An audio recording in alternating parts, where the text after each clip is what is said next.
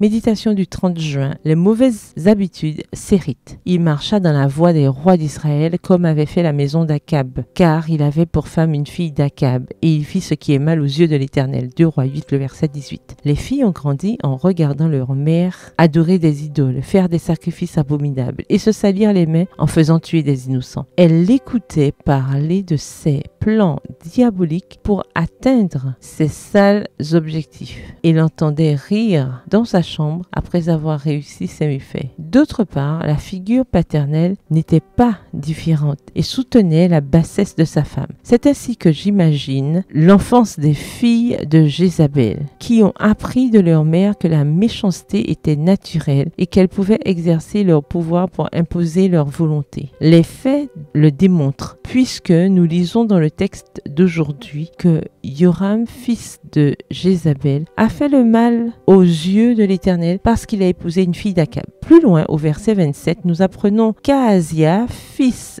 d'Athali, a aussi fait ce qui est mal aux yeux de l'Éternel et qu'il était aussi le gendre d'Akab. Les coutumes héritées et apprises dans l'enfance ont un fort impact sur la vie adulte. Même s'il n'est pas dit que des parents bons produisent des enfants bons et que des parents méchants produisent des enfants méchants, il est indéniable que les enfants élevés loin des principes divins auront sans aucun doute un cœur enclin au mal. En tant que filles, réfléchissons aux tendances héritées de nos parents que nous cultivons encore. Y a-t-il quelque chose que vous devez changer? En tant que chrétienne aujourd'hui, nous n'avons aucune excuse pour continuer à être esclaves des mauvaises habitudes contractées dans notre enfance. Les anges sont toujours présents là où le besoin est le plus impérieux. Ils sont auprès de ceux qui ont à livrer les plus dures batailles, de ceux qui doivent lutter contre les propensions et les tendances héréditaires et dont le milieu familial est le plus défavorable. Extrait du livre Pour un bon équilibre mental et spirituel au volume 1 au chapitre 17. Livre écrit par Ellen G. White. Celles qui sont appelées à être mères ont entre les mains la plus grande responsabilité, celle d'éduquer leurs enfants. Puisqu'elles passent le plus de temps avec leurs enfants, les mères chrétiennes doivent imiter le Christ afin que leurs enfants, en les imitant, en viennent à